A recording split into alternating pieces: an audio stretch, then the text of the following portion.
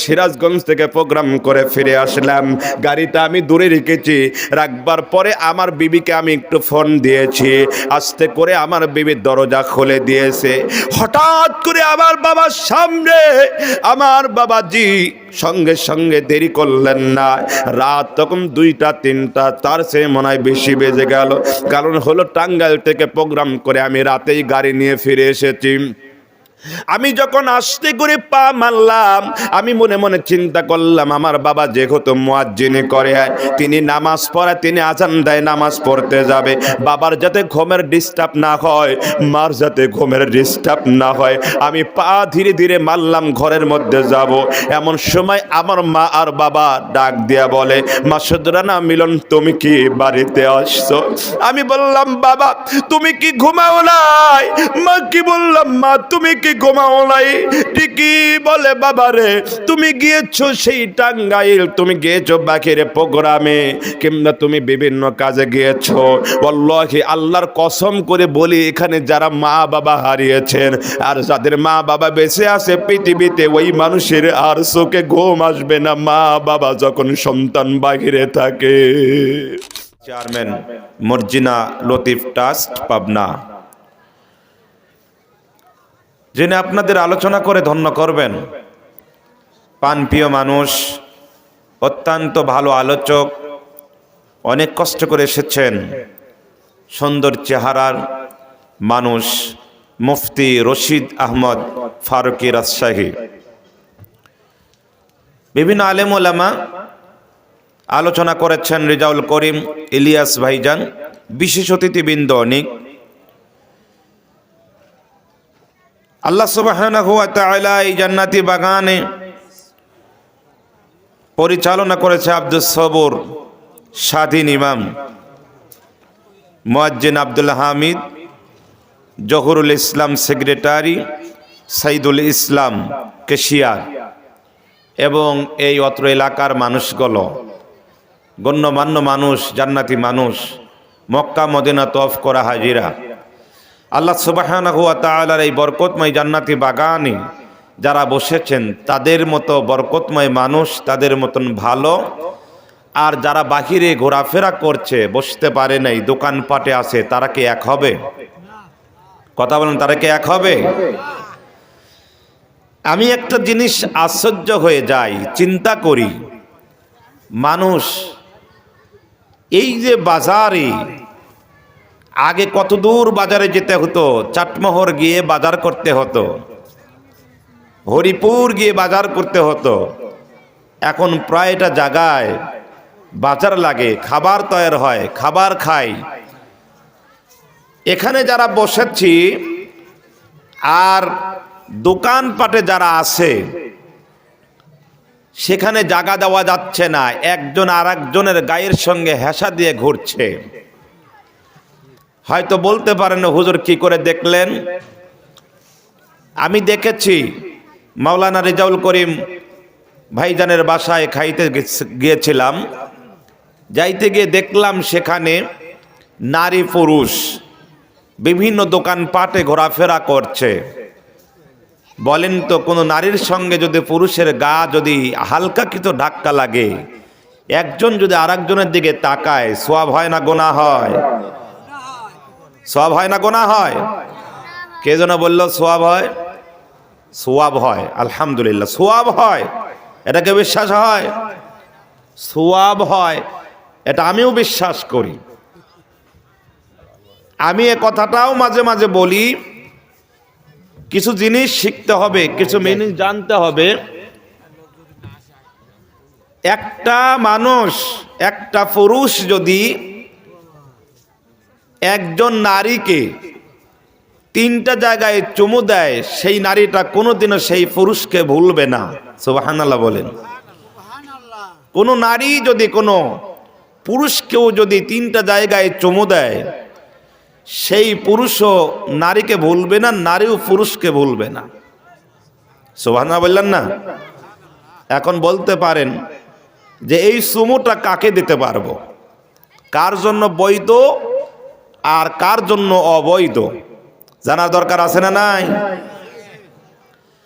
আল্লাহ সুবহানাহু ওয়া তাআলা তার মহাগ্রন্থ আল কোরআনুল কারিমে জানিয়েছেন, হুন্না লিবাসুল লাকুম ওয়া আনতুম লিবাসুল লাহুন্না। একজন স্ত্রী একজন স্বামীর পোশাক, আর একজন স্বামী একজন স্ত্রীর পোশাক। সুবহানাল্লাহ। আজকে কিছু মূল্যবান কথা বলতে হবে, শুনতে হবে, আমল করতে হবে। একজন স্ত্রীর কথা বলা হয়েছে, 3টি জায়গায় চুমু দিলে আপনি যেখানেই যাবেন ফোন করে খবর নেবে আমার স্বামীটা কোথায় আছে, কেমন আছে, কি খেয়েছে। এ বরকত দিয়েছেন কে? কিন্তু রাস্তা দিয়ে যাচ্ছে প্রেমিক প্রেমিকা, এ চুমু দেওয়া ইসলামে জায়েজ নাই, সম্পূর্ণ হারাম। সেটা হলো স্বামী স্ত্রীর জন্য। প্রিয় ভাইয়েরা, আসলে আপনাদের আরো কিছু বলার জন্য এই জান্নাতি বাগানে, জান্নাতের টুকরায় আপনারা এবং আমরা এসেছি। আল্লাহ সুবহানাহু ওয়া তাআলা তার মহাগ্রন্থ আল কোরআনুল কারিমে জানিয়েছেন, আউযু বিল্লাহি মিনাশ শাইতানির রাজীম।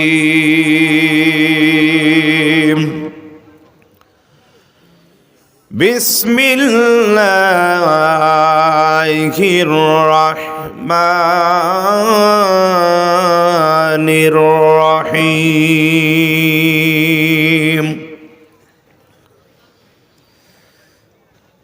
ইযা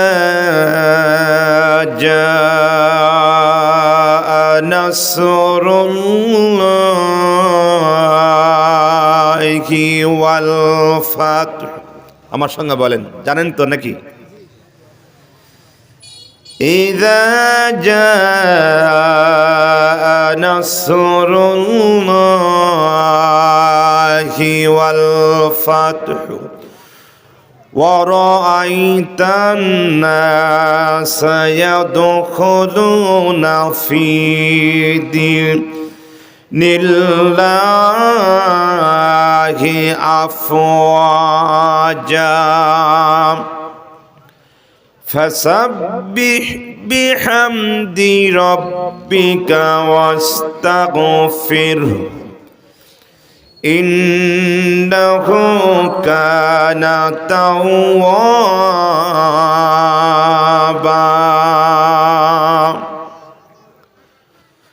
বিসমিল্লাহির রহমানির রহিম।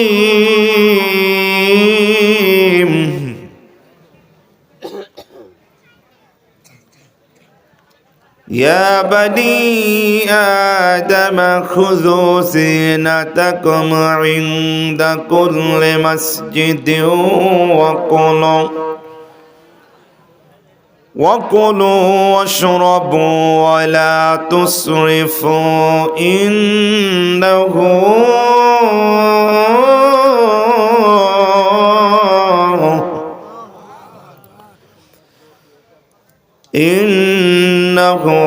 لا يحب المسرفين।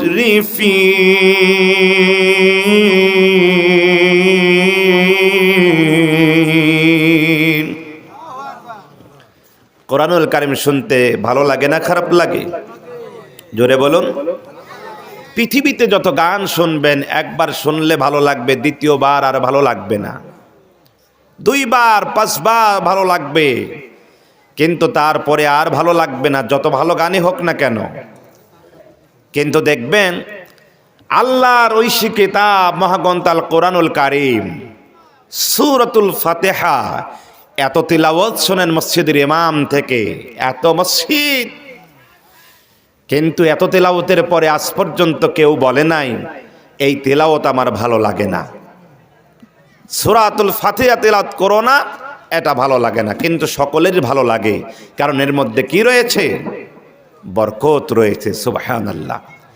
আল্লাহ সুবহানাহু ওয়া তাআলা তার মহাগ্রন্থ আল কোরআনুল কারীমে 110 নং সূরা সূরাতুন নাসর, রুকুআহা 1, আয়াতুহা 3, এটা হলো মাদানী যুগে অবতীর্ণ হয়েছিলেন। এমন একটি বরকতময় সূরা আজ থেকে কতশো বছর আগের কথা, নবীজির পাক জবান থেকে এ সূরার ঘোষণা করেছিলেন। এ কথাগুলো কার? জোরে বলুন কার? আল্লাহ সুবহানাহু ওয়া তাআলার কথা নবীজির জবান থেকে বের করে দিয়েছেন। নবীকে বলেছিলেন, ইযা জাআ নাসরুল্লাহি ওয়াল ফাতহ, যখন বিজয় আসবে, যখন বিজয় আসবে, পরিপূর্ণভাবে যখন মানুষকে ইসলামের দাওয়াত দেওয়া হবে, যখন দেখবা এই দাওয়াতে মানুষগুলো দলে দলে ওরাআইতান নাস ইয়াদখুলুনা ফি দীনিল্লাহি আফওয়াজা, হে রাসূল আপনি দেখবেন মানুষ দলে দলে ইসলামে প্রবেশ করছে। সুবহানাল্লাহ। বর্তমান তাই পরিস্থিতি হয়েছে কিনা? মানুষ দলে দলে ইসলামের দিকে, কোরআনের দিকে ধাবিত হচ্ছে। মসজিদ কম হচ্ছে না বেশি হচ্ছে? কিন্তু মসজিদের মুসল্লি কম নাকি? মসজিদের মুসল্লিও কিন্তু একেবারে কম হয় না। মসজিদও বেশি, মুসল্লিও বেশি। মসজিদের সৌন্দর্যও বেড়ে যাচ্ছে, মুসল্লিদের সৌন্দর্যও বেড়ে যাচ্ছে। সুবহানাল্লাহ। কারণ হলো মানুষ বুঝতে পেরেছে এ দুনিয়ায় আমরা থাকতে পারবো না, থাকতে আসি নাই, সম্ভব নয়। সংসার সংসার কম অহিরা হবে গো, বলবো সংসার সংসার কম ওইরা হবে গো, করলাম না বন্দেগি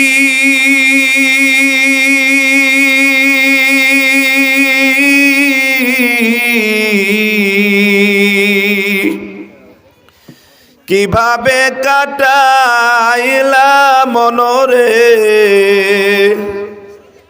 এই দুনিয়ার জিন্দেগি রে, ওরে জীবন গুনায় গোনায় গেল রে, ওরে জীবন গুনায় গোনায় গেল রে। সংসার সংসার কো ওইরা হবে গো, করলাম না বন্দেগি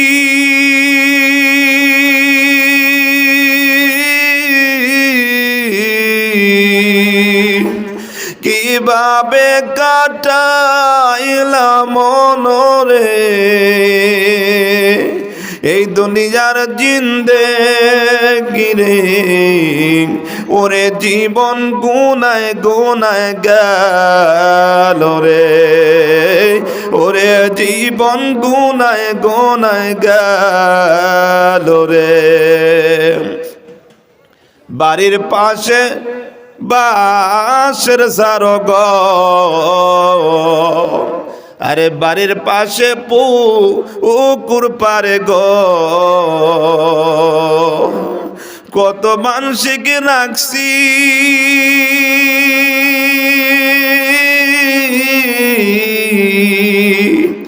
আর তো ফিরে আসলো না গো ভাই এই দুনিয়ার বুকে গো, হেলায় হেলায় দিন যে কাটলো গো। কথা বলেন ঠিক কিনা? সংসার করতে গিয়ে সব ভুলে গিয়েছি কে রব, কে সৃষ্টি করেছে, কার কাছে যাওয়া লাগবে, সব ভুলে গিয়েছি। অগররতুহুমুল হায়াতাদ দুনিয়া, পার্থিব জীবন একটি সুন্দরী রমণী একটি নারীর মতো।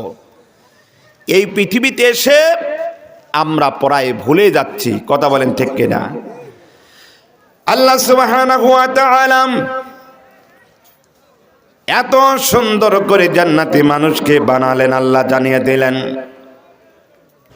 আল্লাহ বললেন পৃথিবীতে তোমাদের এত সুন্দর করে বানালাম, এত সুন্দর করে আর কোনো কিছু বানাই নাই, কারণ হলো তোমাদের জন্য আমি জান্নাত রেখেছি, এই জান্নাতে তোমরা যাইবা। জোরে বলুন সুবহানাল্লাহ।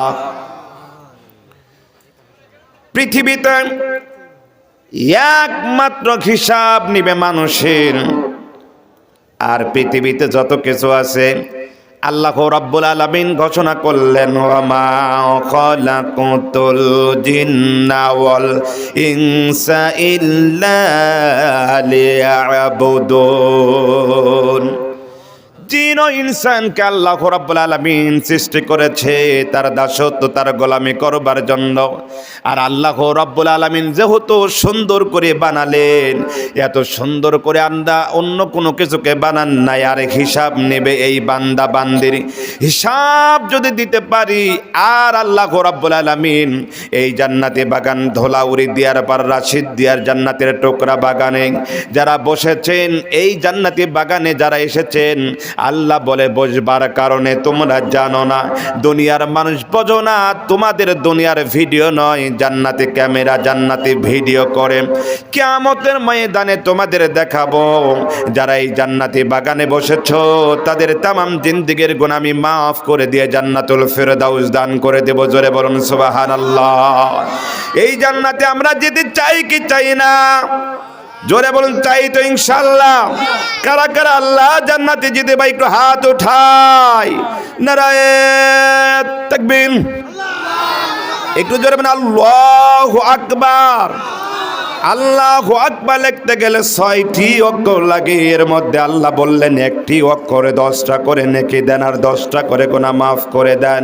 তাহলে আল্লাহ এমন একজন নিয়ামত, এমন একজন বরকতময় কোরআনুল কারীম দিলেন, যত বেশি পড়ব তত বেশি সওয়াব তার আমলনামায় আল্লাহ রাব্বুল আলামিন দান করবে। জোরে বলুন সুবহানাল্লাহ। এই জন্য বেশি বেশি করে কোরআনুল কারীম পড়া দরকার আছে না নাই? নামাজ ফরজ করেছেন কে?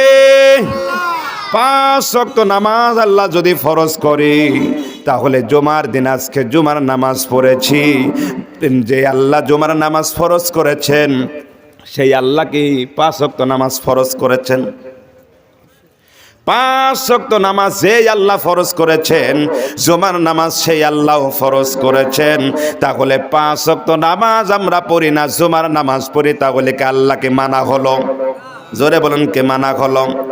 প্রতিদিন রাস্তায় যাই, আজও রাস্তায় যাওয়ার সময় একটা দৃশ্য আমার চোখে পড়ে গেল। আমি বারবার চিন্তা করলাম, আকারে দেখো মানুষ নতুন বিয়ে করে বর কনে তার বাড়িতে ফিরে আসতেছে, কত আনন্দ, কত খুশি। সুবহানাল্লাহ। পৃথিবীতে এর চেয়ে বেশি খুশি কেউ হতে পারে না। দেখেন আল্লাহ রাব্বুল আলামিন কেমন করে মানুষকে ক্ষমা করবে।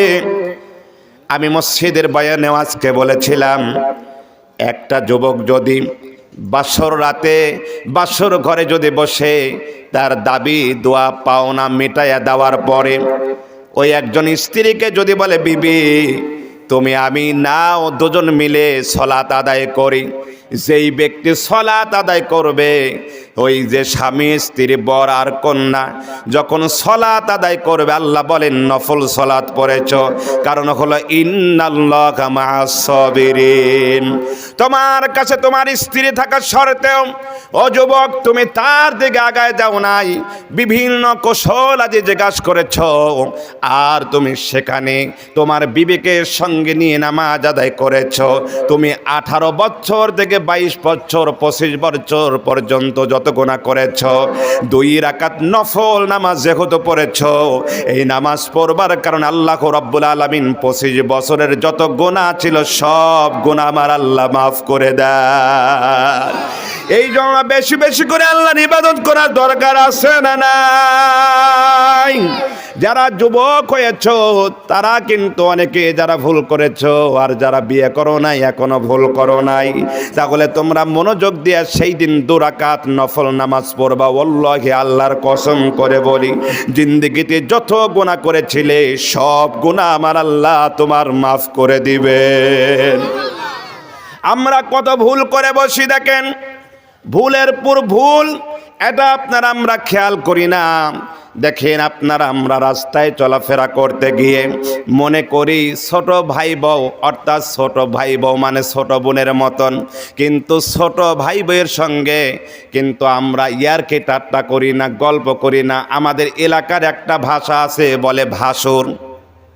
ছোট ভাই বউয়ের যে দেওর নয়, এটা ভাসুর থাকবে, বড় ভাই থাকবে, আমরা বলে থাকি কি ভাসুর। ভাসুরের সঙ্গে ইয়ারকি করলে মান সম্মান চলে যায়, ইজ্জত চলে যায়। ইয়ারকি করা যায় না, গোনাহ হয়। কথা বলেন, গোনাহ হয় কি হয় না? বলেন তো, বড় ভাইয়ের সঙ্গে কি ইয়ারকি করা যাবে? কোনো বোন কি কোনো বড় ভাইয়ের সঙ্গে ইয়ারকি করা যাবে? চাচির সঙ্গে কি কোনো ইয়ারকি করা যাবে? কারোর সঙ্গে কোনো ইয়ারকি ঠাট্টা করা যাবে না। কিন্তু আজ আমাদের দেশের এমন একটি কালচার হয়ে গিয়েছে, কিন্তু ভাসুর হয়ে কোনো ছোট বোনের সঙ্গে ইয়ারকি করা যাবে না, কিন্তু দেওর কিন্তু ভাবির সঙ্গে ইয়ারকি করবে, এতে কোনো সমস্যা নাই, কোনো গুনাহ নাই। গুনাহ আছে? হ্যাঁ, গুনাহ হবে। দেওর ভাবির সঙ্গে ইয়ারকি করতেই পারে, সমস্যা কি?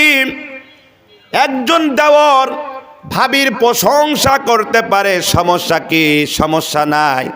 কারণ ভাবির যে কানে কি ধরনের দুল পড়েছে একজন দেওর বলতেই পারে, কি ধরনের রুলিবালা পড়েছে দেওর বলতেই পারে, কিভাবে পায়ে নূপুর পড়েছে দেওর বলতে পারে, কিভাবে গলায় মালা দিয়েছে বলতেই পারে, কেমন করে মেকআপ পরেছে দেওর বলতে পারে। কিন্তু ভাসুর বললে দোষ গুনাহ হয়, দেওর বললে কি সওয়াব হয়? ফরজ, ওয়াজিব, সুন্নাত, নফল সব গুনাহ।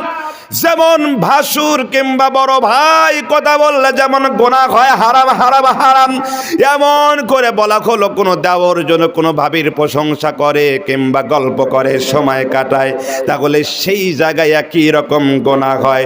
ভাসুর দেখলে, বড় ভাই দেখলে, হাজি দেখলে, মৌলানা দেখলে মাথায় বড় ঘোমটা দেয়, কিন্তু দেওর দেখলে, পাড়া প্রতিবেশী মানুষ দেখলে ঘোমটা দেয় না, গুনাহ করে। বলেন তো এই গুনাহ করা কি যাবে? জোরে বলেন, কি যাবে? এটা সম্ভব নয়। যেমন আল্লাহ রাব্বুল আলামিন বলছেন নামাজ পড়া ফরজ, এমন করে আল্লাহ রাব্বুল আলামিন বললেন পর্দা করাও ফরজ। আর যদি কেউ জিনা করে যতগুলো গুনাহ হবে জিনার গুনাহ, এমন করে আল্লাহর বান্দা বান্দিরা কোনো নারীর প্রশংসা করলে যদি বলে ভাবি আপনার চেহারা সুন্দর লাগছে, মেকআপ করেছেন, কানে দুল পরেছেন, গলায় মালা দিয়েছেন, হাতে রুলিবালা পরেছেন, পায়ে আপনি নূপুর পরেছেন, ভাবি গো আপনারা দেখতে সুন্দর লাগে, এইভাবে প্রশংসা করলে যেই ব্যক্তি জিনা করেছে আর যেই ব্যক্তি জিনা করে না এই কথা বলছে, একই গুনাহ তার আমল নামায় দেওয়া হয়। এই ধরনের গুনার কাজ আপনারা কি করবেন? বলেন কি করা যাবে? করা যাবে না। এই জন্য আপনার আমার পরিবর্তন হতে হবে। আর এই পরিবর্তন হতে গেলে আল্লাহ সুবহানাহু ওয়া তাআলা ডেকে বললেন, নবী গো আপনি সবাইকে এমন সুন্দর করে জানিয়ে দেন, নবীজি এমন করে বলে দেন, এই মানুষটা যখন নামাজ পড়বে, 5 ওয়াক্ত কোরআন পড়বে, হাদিস পড়বে, জিকির করবে, সত্য কথা বলবে, হালাল খাবে, ওই মানুষটা যখন আসসালামু ক্বাবলাল কালাম আগে সালাম দিবে, ওই মানুষটা কোনোদিন এই সকল ফাজলেমে ইয়ারকি ঠাট্টা করতে পারে না। জোরে বলেন ঠিক কিনা? যেই ব্যক্তি নামাজ পড়ে সুদ খায়, বলেন তো সে কি মুসলমান হতে পারে? জোরে বলেন কি হতে পারে? আল্লাহ নবী কি সুদ খেয়েছে? আল্লাহ নবী কি ঘুষ খেয়েছে? নবীজির কোন সাহাবী সুদ খায় নাই। আমার কথা ভুল বুঝবেন না, বাস্তব কথায় চলে আসবেন রে প্রিয় মানুষগুলো। কিয়ামতের ময়দানে আল্লাহ যদি একবার জিজ্ঞাসা করে, বান্দা তোমারে আমি এত সুন্দর করে বানালাম, তুমি দুনিয়াতে আমার কেমন কাজ করছো? কি জবাব দেব আল্লাহর কাছে? আমি যে কথা বলতে বলতে আসছিলাম, 1500, 2000, 5000 বরযাত্রী নিয়ে বরযাত্রী বর চলে যায়, সবাই খাবার জন্য রেডি, প্লেট রেডি, খাবার রেডি, কিন্তু বর এখনো যে পৌঁছায় নাই। বলেন তো বর যতক্ষণ পর্যন্ত না যাবে ততক্ষণ পর্যন্ত কি কোনো খাবার দিবে? বলেন কি দিবে? সম্ভব না, খাবার দিবে না। বর যাওয়ার পরে খাবার দিবে, খাবার খাবে, আর ওদেরকেই বর বলা হয়। যখন আল্লাহু আকবার বলে আজান দেয়, আজান দেওয়ার সঙ্গে সঙ্গে যে মানুষটা শীতের কনকনাতে ওযু করে আর ওযু কইরা নামাজে যায়, আল্লাহ নবীজি ডেকে বলেন যে সাহাবারা তোমরা জানো না, দেখো আমি এমন একটি গাছের নিচে বসে গেলাম, এই গাছের পাতাগুলো ঝরে ঝরে কেমন করে পড়ছে। সাহাবারা জিজ্ঞাসা করল, নবীজি গাছের পাতা ঝরে পড়লো সব আমি বুঝলাম, কিন্তু আপনি কেন প্রশ্ন করলেন? নবীজি কন্দন সুরে ডেকে বললেন, সাহাবারা তাহলে তোমরা শোনো, যেই বান্দা শীতের কনকনাতে কেউ জানে না রাতের গভীরে তাহাজ্জুদ পড়ার জন্য ওই মানুষটা ওযু করেছে, আযান দেওয়ার জন্য এই মানুষটা ওযু করেছে, নামাজ পড়ার জন্য এই মানুষটা ওযু করেছে, তাহলে শোনো সাহাবীরা জানো, যেই মানুষটা ওযু করলো আর ওযু করবার পরে যখন মসজিদে গেল, মসজিদে ঢুকতে দেরি আল্লাহ রাব্বুল আলামিন গুনাহ মাফ করতে দেরি করে না। যেই মানুষটা ওযু করলো, ওযু করতে দেরি, আল্লাহ বলে তার তামাম জিন্দেগীর গুনাহ আমি আল্লাহ মাফ করতে দেরি করি না। এই জন্য বেশি বেশি করে ওযু করার দরকার আছে না নাই? একবার ওযু করলে আল্লাহ রাব্বুল আলামিন বলে তুমি কোন সময় মারা যাবে বলতে পারবো না, কোনো গ্যারান্টি নাই। কারণ হলো দুনিয়াতে আসার সিরিয়াল আছে কিন্তু যাওয়ার কোনো সিরিয়াল, জোরে বলেন, যাওয়ার কোনো সিরিয়াল নাই। এই জন্য দেখেন এই জায়গায় যারা বসেছি, কিন্তু আমরা কিন্তু সবাই এখান থেকে চলে যাব গহীন কবর। একজন কেউ বলতে পারবো না এই দুনিয়া ছেড়ে আমরা যাব না। কথা বলেন ঠিক কিনা?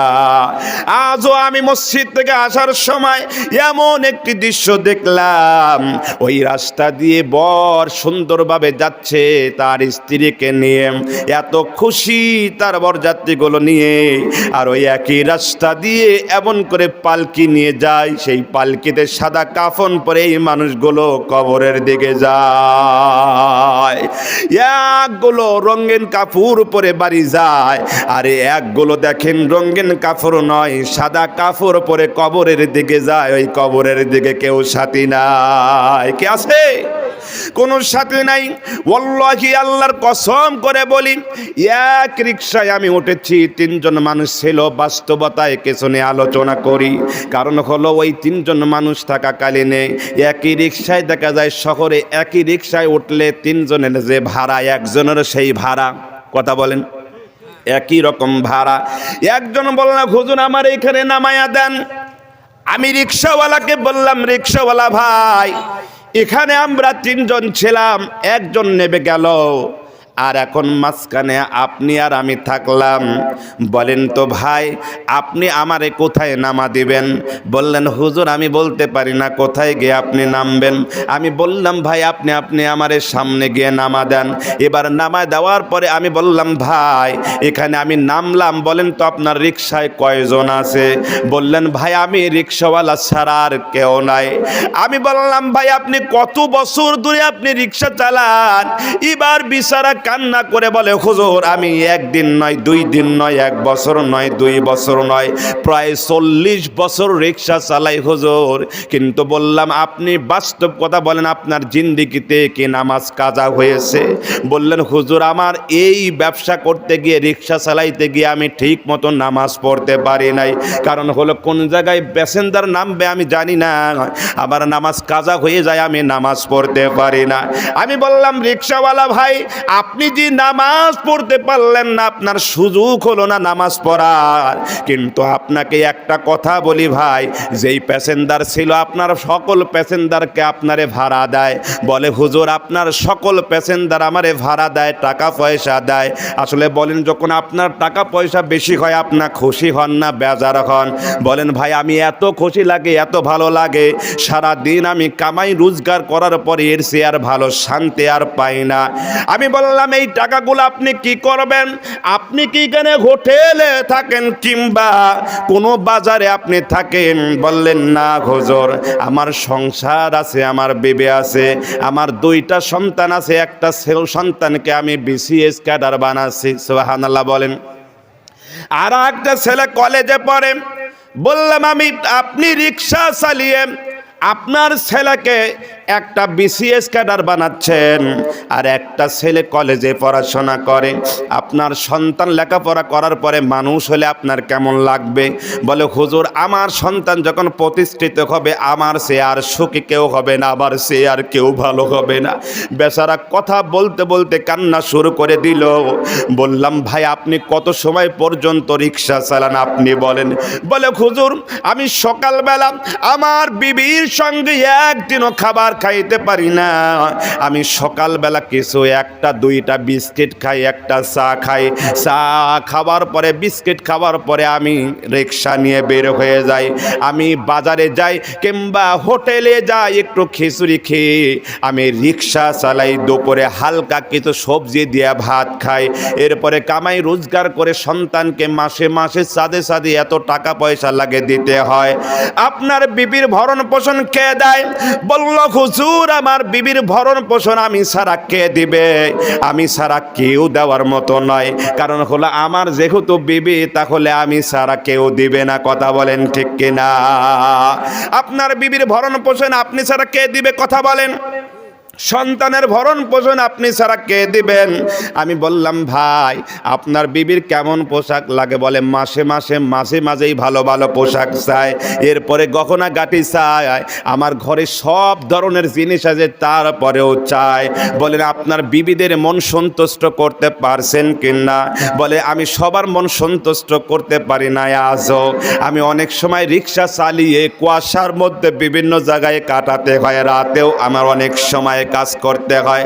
আমি বললাম ভাই, 40 বছর আপনি কাটাইয়া দিলেন, আপনার বিবিকে খুশি করলেন, আপনার সন্তানকে বিসিএস ক্যাডার বানালেন, আপনার আর একটা ছেলেকে কলেজে লেখাপড়া করালেন, আপনার বিবির মুখে হাসি ফোটালেন, সব কিছু করলেন, কিন্তু যেই আল্লাহ আপনারে বানাইলো সেই আল্লাহকে আপনি কি খুশি করতে পারছে? বেচারা কান্না করে বলল হুজুর, এটা তো বাস্তব কথা। ও ভাই, আপনি কি শোনেন নাই আল্লাহ কি ঘটনা করেছে? তোমাদের উত্তম করে বানিয়েছি, সুন্দর করে দামিয়ে বানিয়েছি। কুনতুম খায়রা উম্মাতিন উখরিজাত লিন-নাসি তা'মুরুনা বিল মা'রুফি ওয়া তানহাউনা আনিল মুনকারি ওয়া তু'মিনুনা বিল্লাহ। আর জোরে জোরে বলেন আল্লাহু আকবার। আর মুহাব্বতে বলেন আল্লাহু আকবার। আল্লাহু আকবার বললে আল্লাহ খুশি হয় না, বেজার হয়। সেই আল্লাহকে খুশি করতে রাজি আছি তো ইনশাআল্লাহ। একটু আকাশ পানে হাত তুলে বলেন আল্লাহু আকবার। আরো জোরে বলেন আল্লাহু আকবার। আল্লাহ দেখো, দুনিয়ার কোনো ভিডিও নয়, দুনিয়ার কোনো নেগেটিভ নয়, জান্নাতি ক্যামেরা ভিডিও করে এই জান্নাতি মানুষদেরকে তুমি জান্নাতুল ফিরদাউস দান করে দিও। জোরে বলুন আমিন। আল্লাহ ডেকে বললেন ওয়া কানা হাক্কান আলাইনা নাসরুল মুমিনিন।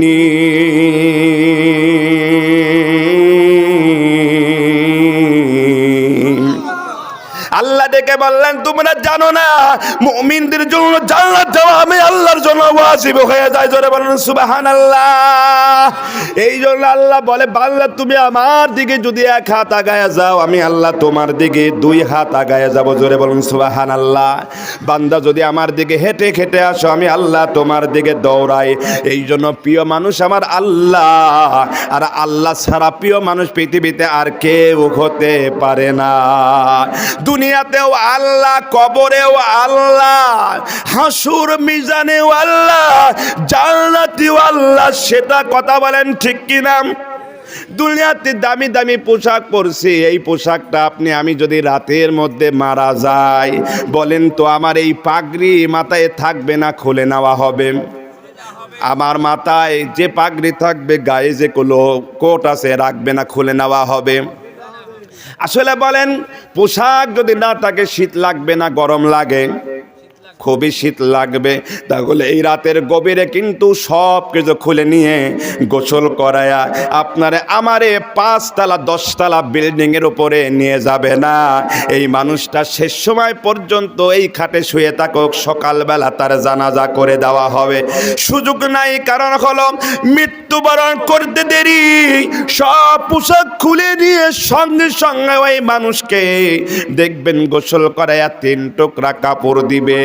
আর 3 টুকরা কাপড়ের দেখবেন হয়তো পায়ের দিকে মোড়ায় দিলে মাথার দিকে কম হয়, কিংবা বটিতে হয় না, এমন কাপড় হয় কি হয় না। এই জন্য মরণের কথা চিন্তা করার দরকার আছে না নাই? অনেকে বাড়িতে আছে ঠান্ডা যাব না, জালসায় যাব না, এইরকম লোক আছে না নাই?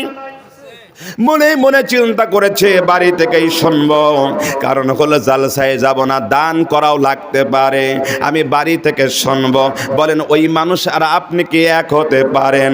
যদি চোখটা বন্ধ করে দেয়, চোখ বন্ধ করবার পরে এই চোখটা বন্ধ করেছে আর খুলতে পারে নাই, নিঃশ্বাস ভিতরে ঢুকছে আর বাইরে হয় নাই, তাহলে বলেন তো আর ওই মানুষের কোনো মূল্য থাকবে? সঙ্গে সঙ্গে রাতের গভীরেই তার কবরটা খনন করা হয়তো যদি নাও হয়, কিন্তু তো কাফানের কাপড় পরাইয়া তারে রাখে দেবে। কথা বলেন ঠিক কিনা?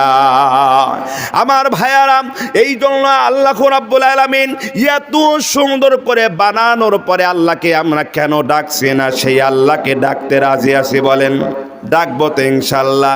কিভাবে ডাকবো? ফজর নামাজ কে হুকুম করেছে? ফজর নামাজ তো আমরা পড়ি তো ইনশাল্লাহ, পড়ি তো।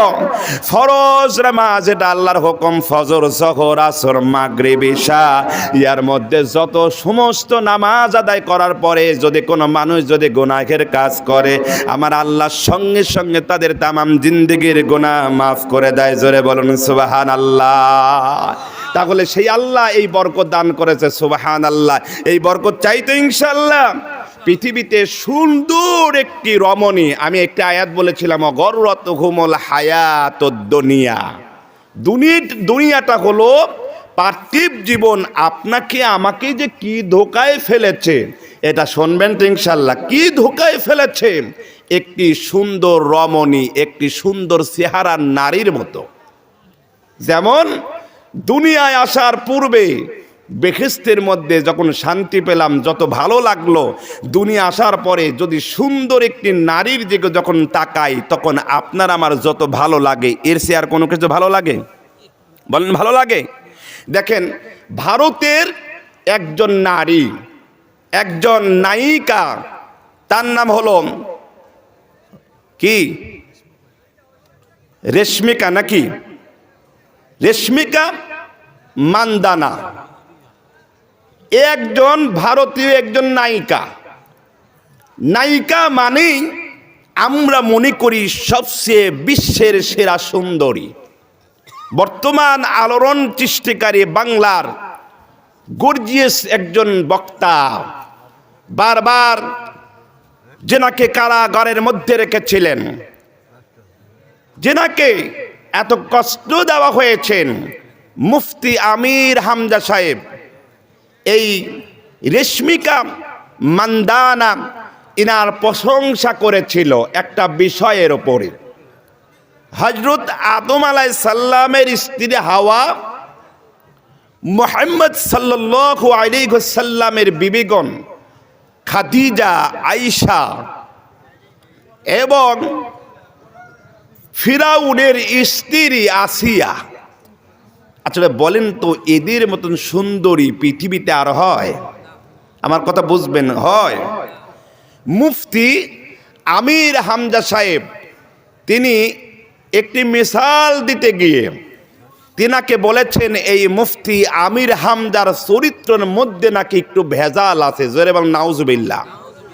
মুফতি আমির হামজাকে নিয়ে কিছু কুচক্র এক পর্যায়ে গিয়ে এত পরিমাণ তাকে কথা বলেছেন, তার নজর খারাপ, তার চরিত্র খারাপ। এবং মুফতি আমির হামজা নাকি এই রেশমিকা মান্দানা এবং ঐশ্বরিয়া, তাদের মতন নায়িকার ছবিগুলো দেখছে, তাদের চেহারাগুলো দেখছে, এবং তাকে নাকি বিবাহর পয়গাম পাঠিয়েছে। জোরে বলেন নাউজুবিল্লাহ, জোরে বলেন নাউজুবিল্লাহ। তিনি কোনো এক প্রোগ্রামে বলেছিলেন, এই দুনিয়ায় একজন সুন্দরী রমণী নায়িকা, যেমন বাংলাদেশের নায়িকা পরিমণি, বলেন তো এই পরিমণিক দেখে মানুষ বেশি খুশি না বেজার? বলেন ভালো লাগে না খারাপ লাগে? বেশিরভাগ অনেক ভালো লাগে, বিশেষ করে যুবকদের বেশি ভালো লাগে এই পরিমণির চেহারা দেখে, রশ্মিকা মান্দানা তাদের চেহারা দেখে। তো এখনো হলো এই কথা বলতে গিয়ে মুফতি আমির হামজা সাহেব স্পষ্ট ভাষায় একটি কথা বলেছিলেন যে যদি দুনিয়াতে এই নায়িকাগুলোর চেহারা যদি এমন হয়, এই চেহারা যদি দেখে তোমরা পাগল হও, তাদের রূপ চেহারায় দেখে তুমি যদি আকর্ষিত হও, তাহলে জান্নাতের মধ্যে যখন তুমি যাইবা, এই জান্নাতের মধ্যে যদি হুরিদের দেওয়া হবে, সেই হুরিদের চেহারাটা কেমন হবে? সুবহানাল্লাহ।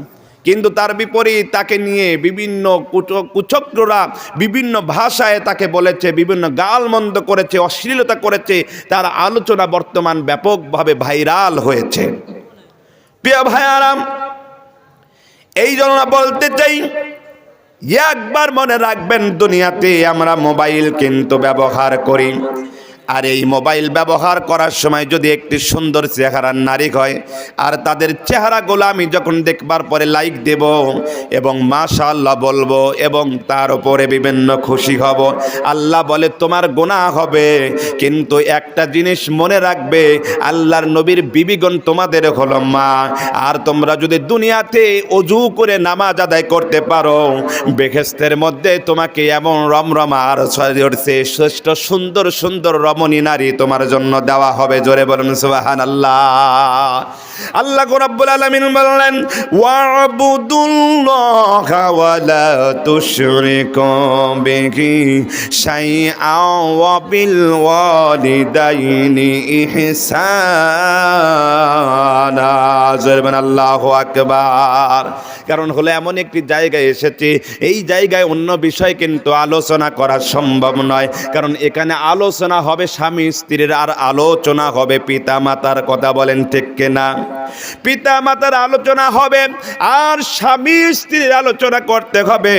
বাস্তব কথা বলছি, আপনার স্ত্রী যতই খারাপ হোক না কেন, আপনি প্রতিদিন যখন বাড়ি থেকে বের হওয়ার সময় আপনার বিবিকে সুন্দর করে একবার সালাম দিবেন, একদিন সালাম দিবেন, 2 দিন সালাম দিবেন, 3 দিন সালাম দিবেন, এরপরে দেখবেন আপনার বিবি আপনারে সালাম দিবে। জোরে বলুন সুবহানাল্লাহ। রাস্তায় যখন মানুষের সঙ্গে দেখা হবে, তখন কি করেন? আপনি তারে সালাম দেন, আপনারেও তারে সালাম দিবে। 5 দিন সালাম দিতে দিতে আপনাকেও সালাম দিবে, সম্মান করবে। এই জন্য দেখেন, একজন বিবির প্রশংসা করবেন, বিবির প্রশংসা করবেন, কারণ নিয়ামত বাড়িয়ে দিবেন আল্লাহ। আর যদি অন্য মানুষের যদি প্রশংসা করি, আর অন্য মানুষের যদি চেহারার প্রশংসা করি, আর বিবিকে যদি খারাপ বলে, বিবি কিন্তু আপনার ওপরে কিন্তু অখুশি হবে। ওই পাড়া প্রতিবেশী দেওরের কথা, অন্য অন্য মানুষের গল্প আপনার কাছেও করবে। কথা বলেন ঠিক কিনা?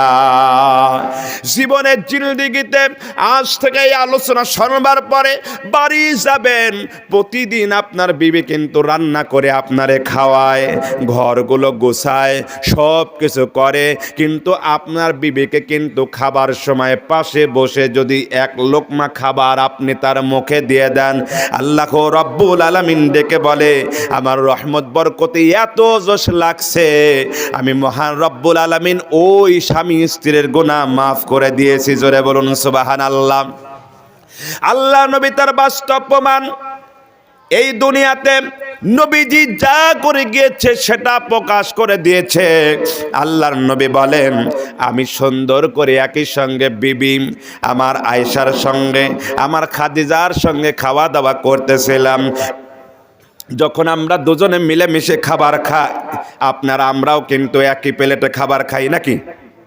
খান তো একই প্লেটে? এরকম কেউ আছেন নাকি একই প্লেটে খাবার খাবার? একই প্লেটে খাবার খুবই কম খাই। এক প্লেটে খাবার খাইলে কত মোহাব্বত হয়। নবীজি বললেন, আমি নবীজি বললাম আমি একই প্লেটে সুন্দর করে খাবার খাচ্ছি। দেখেন তবলিগ জামাতে একই প্লেটে সবাই মিলেমিশে খাবার খায়, কি যে মজা, কত ভালো। কিন্তু একজন কম খায় আর একজন বেশি দেয়, এটা হলো তবলিগ জামাতের মধ্যে পাওয়া যায়। কথা বলেন ঠিক কিনা? এই বরকতময় খাবার যখন খায়, আয়েশা বলে নবীজি আমি চিন্তা করলাম এটা হলো মা বোনদের ওয়াজ, বাবাদের ওয়াজ। আজকে এই ওয়াজ শুনবার পরে জিন্দেগিতে এই ওয়াজ বহু কিন্তু শুনছেন কিন্তু আমল করেন নাই, আবার আজকে শুনবেন, শুনবার পরে অবশ্যই আমল করবেন। একই প্লেটে নবীজি আর আয়েশা একই প্লেটে খাবার খাচ্ছে। নবীজি মনে মনে চিন্তা করলাম আয়েশাকে এক মুঠো খাবার আমি বেশি খাওয়াবো। আমার নবীজি আয়েশার মুখে খাবার ওঠায়া দেয়, আর নবীজির মুখে আয়েশাও সুন্দর করে খাবার ওঠায়া দেয়। আমার নবী আয়েশা খাদিজার মুখে খাবার উঠায় দেয়, আর খাদিজাও নবীজির মুখে খাবার উঠায় দেয়। জোরে বলুন সুবহানাল্লাহ। এই দৃশ্য দেখে ফেরেশতারা খুশি হয়ে গেলেন, আল্লাহর কাছে ডেকে বলে আল্লাহ এই যে রহমত এত বরকত এত বেশি লাগছে কারণ কে? আল্লাহ রব্বুল আলামিন ডেকে বলে ফেরেশতারা তোমরা জানো না স্বামী স্ত্রী মোহাব্বত করে একজন আরেকজনের মুখে খাবার উঠায়া দিচ্ছে, আমি আল্লাহ খুব খুশি হয়ে গিয়েছি। তোমরা জানো না দুনিয়াতে এই মানুষগুলো যখন খাবার উঠায়া দেবে এই ভালোবাসার কারণে, কিয়ামতের ময়দানে যত হুরিদের নাম বলা হোক না কেন ৭০,০০০ হুরি দেওয়া হবে, তার প্রথম হলো তার স্ত্রী তার হুরিদের সরদার হবে। জোরে বলুন সুবহানাল্লাহ। দুনিয়াতেও এই ঘাড়ি টানতে হবে, তারপরে জান্নাতের মধ্যেও টানতে হবে, কিন্তু জান্নাতের চেহারা হবে আরো সুন্দর। সুবহানাল্লাহ।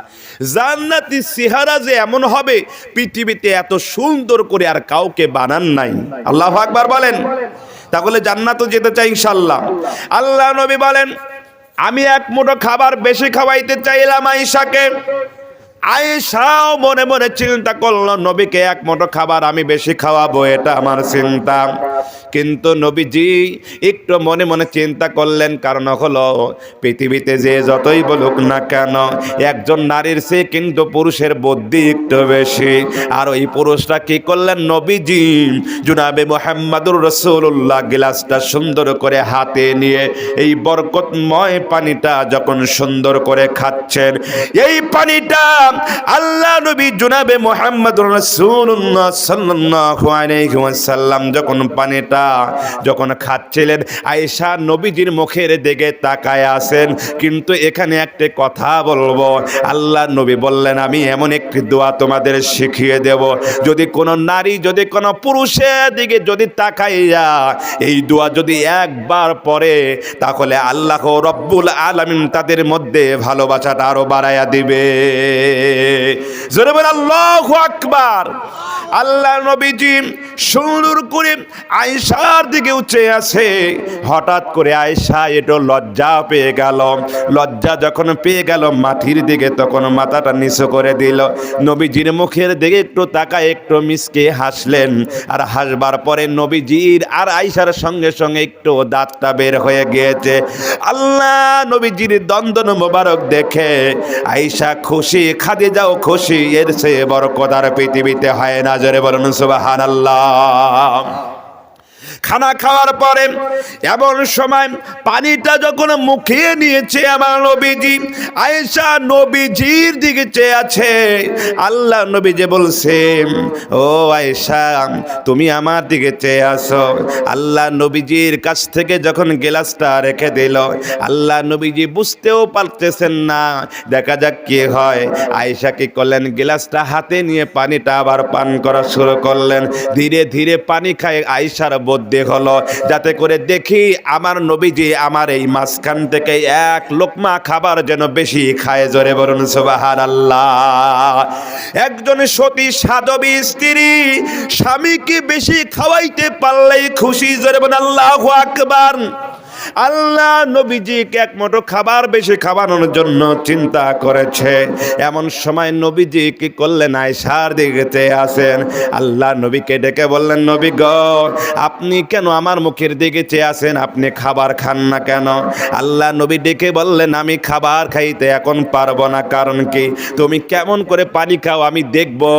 আয়েশা সুন্দর করে খাদিজাও এমন সুন্দর করে পানিগুলো পান করলেন। পানি পান করবার পরে যখন গিলাসটা নিচে রেখেছে, না রাখতে দেরি হয়েছে, আল্লাহ নবী আবারও গিলাসটা হাতে নিয়েছে। যেই জায়গায় আয়েশা গিলাসটা হাত দিয়ে ধরেছে আর ঠোঁটটা সেই জায়গায় লাগিয়েছে, আল্লাহ নবী সেই জায়গায় ঠোঁট লাগাইলো, মুখ লাগাইয়ে বললেন, ওয়াসাকাহুম রাব্বুহুম শারাবান তাহুরা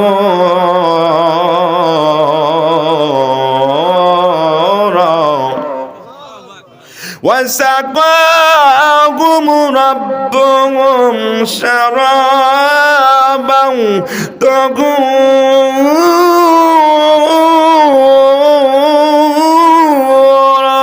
الله أكبر।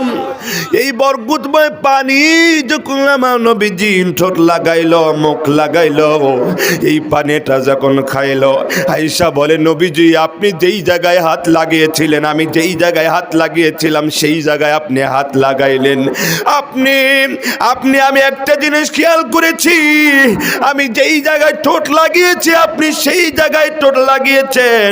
আমি যেইভাবে পানি পান করেছি আপনি সেইভাবে আপনি পানিও পান করেছেন। নবীজি বলেন, আয়েশা রে, খাদিজা রে, তোমরা জানো না আমরা পৃথিবীতে নারীদের মায়ের মর্যাদা পৃথিবীতে সবচেয়ে বাড়িয়ে দিলেন। জোরে বলুন সুবহানাল্লাহ। এই জন্য আমার পায়ের নিচে জান্নাত আর বাবার পায়ের নিচে জুতা বা খরম। আল জান্নাতু তাহতা আকদামিল উম্মাহাতি। মার পায়ের নিচে জান্নাত, মার পায়ের নিচে জান্নাত। জোরে বলুন আল্লাহু আকবার।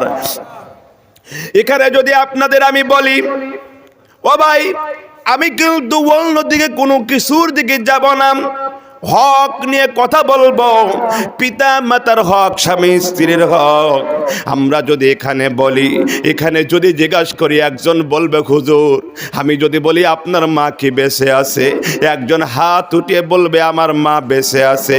আর একজনকে যদি জিজ্ঞাসা করি আপনার কি মা বাবা দুজনই বেঁচে আছে, একজন বলবে আমার মা বাবা দুজনই বেঁচে আছে। আর একজনকে যদি জিজ্ঞাসা করি আপনার কি মা বাবা বেঁচে আছে হাজী সাহেব, কিন্তু বলবে হুজুর আমার মা বাবা দুইজনই চলে গেছে। এমন লোক কিন্তু এখানে বসেছে, কথা বলেন ঠিক কিনা? গ্যারান্টি দিয়ে কেউ বলতে পারবো না, বাস্তব কথা বলছি। প্রায়টা দিন বিভিন্ন জায়গায় প্রোগ্রাম করতে যাই। গত তারিখে যখন আমি টাঙ্গাইল থেকে প্রোগ্রাম করে ফিরে আসলাম, এরপরে সিরাজগঞ্জ থেকে প্রোগ্রাম করে ফিরে আসলাম, গাড়িটা আমি দূরে রেখেছি। রাখবার পরে আমার বিবিকে আমি একটু ফোন দিয়েছি, আস্তে করে আমার বিবির দরজা খুলে দিয়েছে।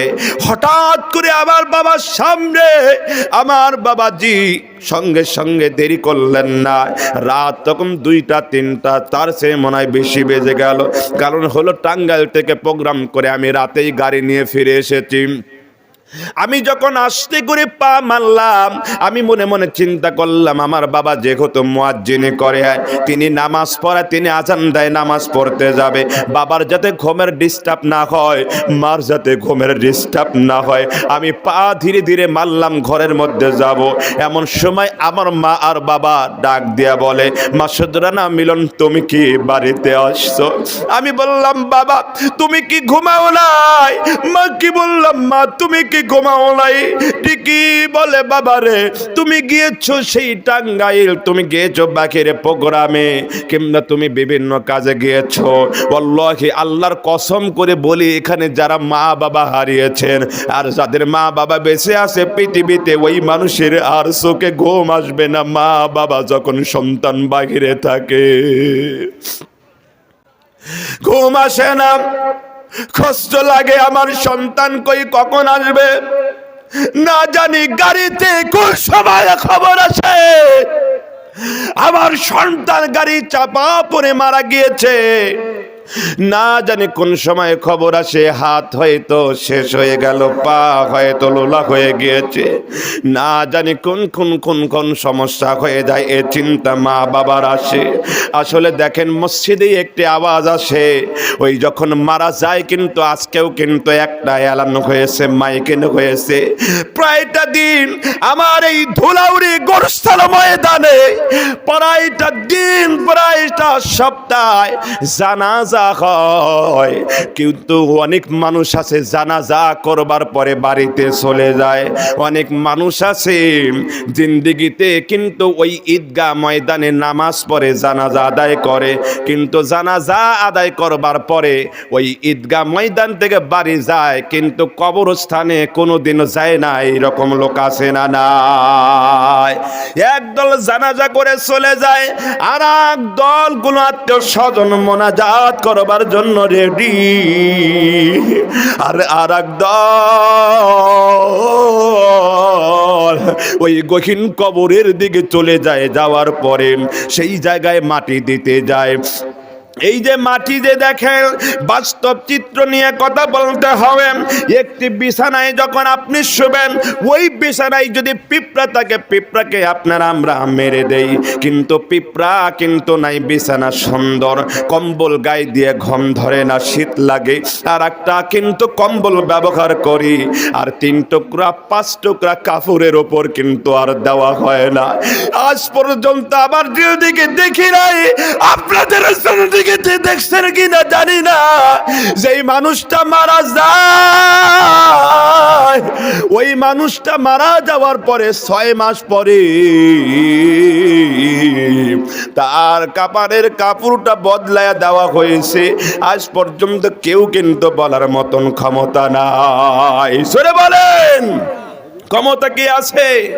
বদলাকে দিছে। প্রতি বছরে মাসে মাসে রঙের রঙের কাপড় এবং দামি দামি পোশাক পরি, কিন্তু মা যে কবরের মধ্যে আছে, কোনোদিন একদিনও আইসা বলল না তুমি দামি কাপড় পরছো।